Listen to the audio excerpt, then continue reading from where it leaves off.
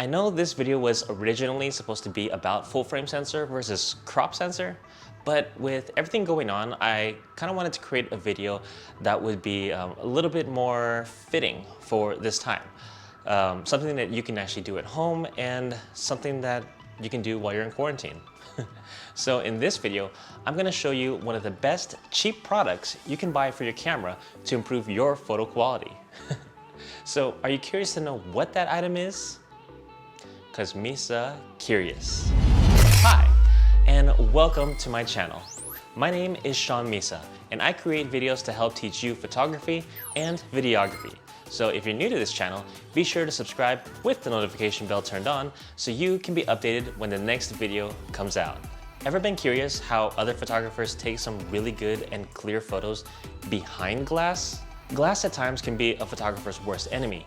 You get those reflections and you get the lighting that's like hitting right behind you, and you just can't make the photo look that nice and crisp. Sometimes those reflections make the photo look like shit.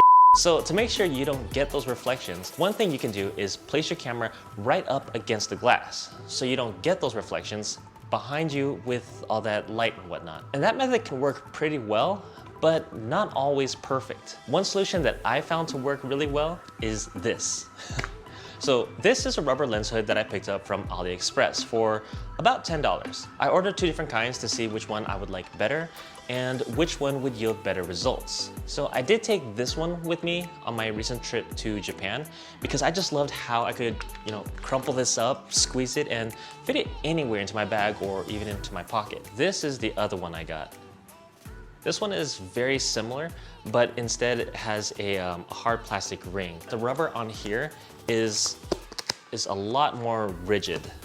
So you can see here, if I'm just trying to wiggle this one around, or just even hold it straight out, like if it was mounted on the camera, it actually holds its shape really well, as opposed to this one. If I hold it up top here, you can see how much it kind of bends, or hold it from the bottom even. As opposed to this one, I can hold this one from the bottom, hold it from the top here, hold it from anywhere, and it holds its shape really well. So why do you need something like this for your photos? The nice thing about this is that with this, you don't have to press your camera right up against the window, and you'll get more of a seal from the light reflections on the glass. So the nice thing about this one over the other one is that this can curve a little for those times when you're taking a photo behind glass that's not exactly flat. Sometimes you'll have a little bit of a curve, so let's see, focus on here again. So the nice thing about this one is that this one can curve a little bit more. So as you can see, as I'm holding it on here, on the edges, it does have a slight curve to it, and it looks a lot smoother than if I tried it with the other one. So if I tried it with this one, so obviously with this one, it has a hard ring, so it doesn't quite curve. It's a lot more rigid. Though you can remove this metal ring, or that's not metal, but though you can remove this plastic ring, even when you're holding it on the edges and try to curve it outwards, you get a little bit of a bow, but it's not quite as smooth. And I don't feel like this one has as well of a seal as this one does. So now, as you can see here, I have the reflection. You can see my kitchen back here. I have some of the lights. I mean, if I had my kitchen light up there on, you can actually see a lot more. As you can see, when I get closer, you can see now it creates a seal, and you don't see any of the lights behind me anymore. So the nice thing about these rubber ones is it does give me a little bit of flex, so that way I can adjust my angle of the shot that I'm trying to capture just a little bit more. And once I step away, then you can see all the reflections. Now, to give a quick review on the two, the one big con I didn't like about the one that I took with me was that the rubber on this one was so soft that actually when I tried to fit this one over the lens, it ripped, which is what really disappointed me with this one, because I really liked how soft this one was. It helped create a nicer seal on the window. Like if I stuck this one against the window and I pulled back on it, it created like this suction similar to a plunger. and it had this satisfying sound. So when you put this up against glass, you pulled it back, it created a sound similar to that. The other thing I did like about this one is that this one had a wider opening.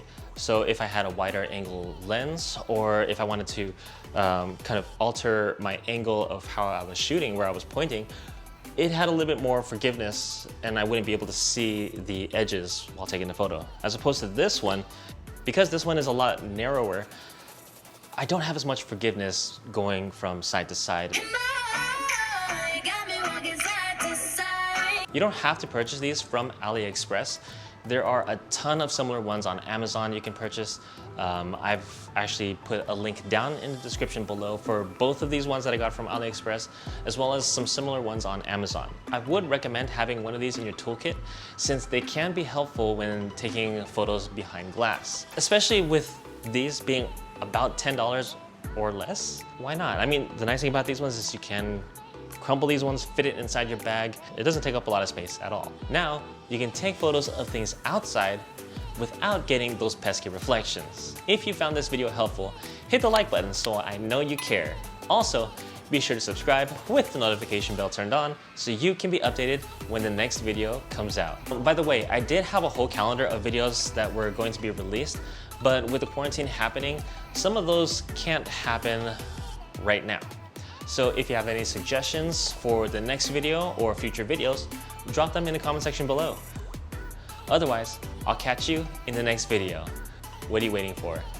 Get up and be curious.